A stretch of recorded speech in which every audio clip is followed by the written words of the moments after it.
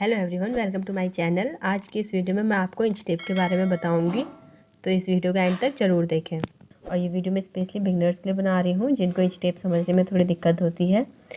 तो यहाँ पे मैंने इंच टेप लिया है जो कि सिलाई और कटिंग के लिए बहुत काम आता है, जो कि सिलाई का एक बहुत ही इम्पॉर्टेंट पार्ट है। और आज आपको समझाऊँगी इंच टेप की कुछ बारीकियाँ। तो इंच टेप में इस तरह से नंबर्स लिखे होते हैं। तो ये नंबर्स हमारे ये इंच में होते हैं।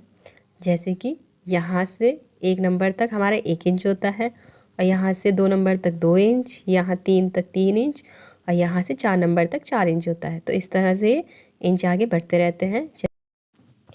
तो इस तरह से हमारे इंच टेप के पीछे की साइड पे नंबर होते हैं, और ये हमारे सेंटीमीटर में होते हैं। तो इस तरह से ये नंबर लिखे हैं 1 2 3 4, तो ये हमारे सेंटीमीटर हैं। तो सेंटीमीटर के नीचे ये जो नंबर है ये भी हमारे इंच हैं। तो अब मैं आपको बताती हूँ कि जैसे हम 1 मीटर कपड़ा नापते हैं तो उसे किस तरह से नापते हैं, सेंटीमीटर में, इंच में, दोनों बताऊँगी। तो यहाँ पे ये हमारे सेंटीमीटर है जो, तो 1 मीटर में 100 सेंटीमीटर होते हैं। तो इस तरह से जहाँ पे 100 सेंटीमीटर होगा तो वो हमारा 1 मीटर होगा। तो इस तरह से यहाँ पे हमारा 100 सेंटीमीटर है, ये 100 लिखा है, तो ये हमारा 1 मीटर है। और इंच में 39, तो अगर हम इंच में नापेंगे तो 39 इंच लेंगे तो वो हमारा 1 मीटर कपड़ा होगा। और अगर हम सेंटीमीटर में नापेंगे तो वहाँ पे हमारा 100 होगा। तो इस तरह से हमें इंच और सेंटीमीटर में कपड़े को नापते हैं। तो अब जैसे आपको यहाँ पे 80 लिखा हुआ दिख रहा है, तो ये 80 इंच का जैसा हमारा ब्लाउज का पीस होता है। तो इस तरह से हम अपने कपड़े को नापते हैं।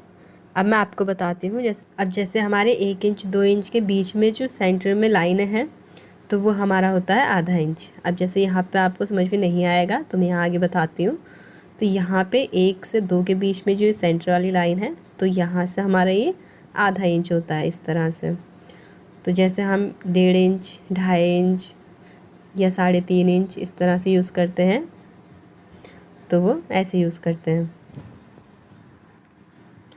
या फिर आपको जैसे कहीं पे सुनने को मिलेगा कि 1.5 इंच, 2.5 इंच, 3.5 इंच, तो वो 0.5 इंच हमारा आधा इंच होता है।